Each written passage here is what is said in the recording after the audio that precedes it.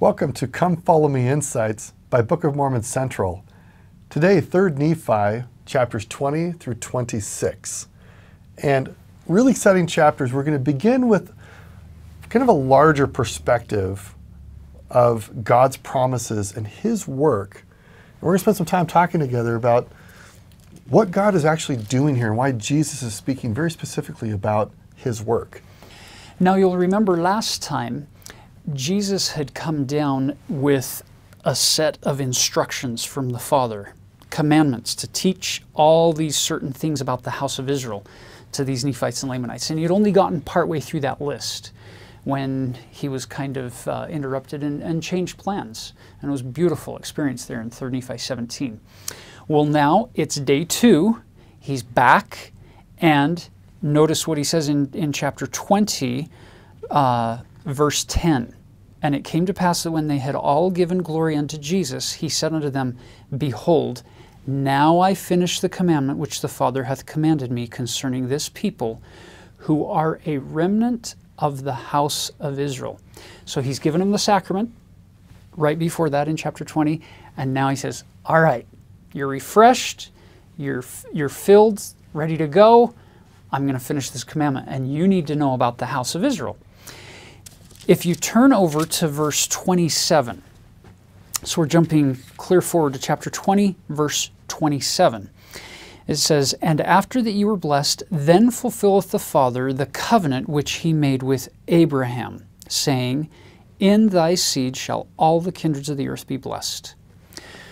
Brothers and sisters, that passage, that promise that God gave to Abraham, that it's through you and your seed that all kindreds, nations, tongues, and people will be blessed, that is one of only 2 scriptures that I know of. I'm sure there are probably others, but those are 2 that I know of that are contained in all 4 standard works.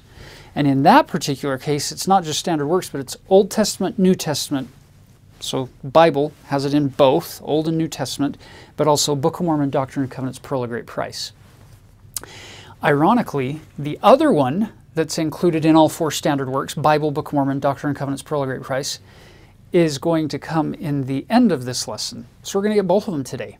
It's the passage from Malachi, chapter 4, verse 5 and 6. So we'll get that towards the end of the lesson. But let's pick up this one. Here's the key. God promised Abraham some things. And these blessings, this covenant, wasn't just for Abraham.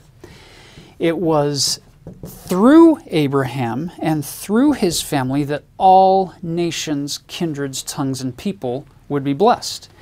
You'll notice that you start this story with the Jews, this family of Israel that we've given this label to. The Jews, the Israelites. Now, what happens? All the kindreds of the earth are going to be blessed from this covenant given to this family. How does God do that? When they stay really, really homogeneous. They stay very faithful to marrying only in the covenant. Well, they come into the promised land. So here's Jerusalem. Here's Nazareth, where Jesus was raised most of his growing years. Just a quick overview. Abraham's seed comes in and takes the promised land. Later on, it divides into 2 kingdoms, the northern and the southern kingdom. You have 10 tribes up north. 721 BC, you have Assyria comes in and carries the northern 10 tribes captive. What do they take with them? They take with them memories, stories, in some cases scriptures, the Jewish scriptures, these perspectives, and it now goes out, so we have scattered Israel. And they take with them these blessings of the covenant in memory to one degree or another. Then what happens?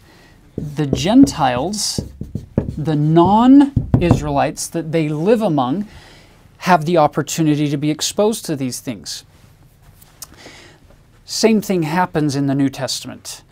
the Jews are taken in 68, 69, and 70 AD, and they're scattered again. So 30 some odd years after Jesus' crucifixion and resurrection, we get another scattering, this time of the Jews who are living in Jerusalem, and they take with them their, what we would call not just the Jewish scriptures of the Old Testament, but the letters and the writings that now have become our New Testament.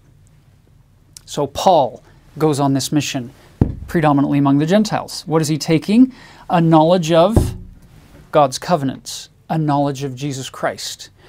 And it's scattering this to the Gentile nations in Greece and Rome and Spain, or Italy, not Rome, and Spain and other regions in Turkey and Asia and down south.